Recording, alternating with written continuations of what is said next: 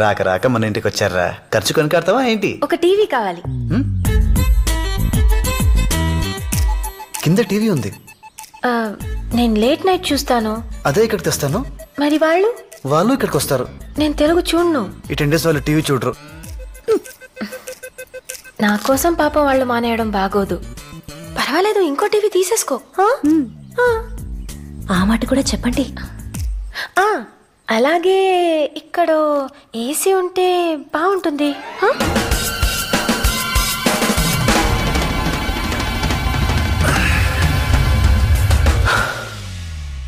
ఇలాంటి భయంకరమైన న్యూస్ విన్నాక మనకు కొంచెం ఏకాంతం కావాలి, లేదంటే గుండె బద్దలైపోతుంది. ఏమైంది? ఎవరో పిలిచినట్టుంటేను. ఏదో చెప్తున్నారు. ఏసీ. ఏసీ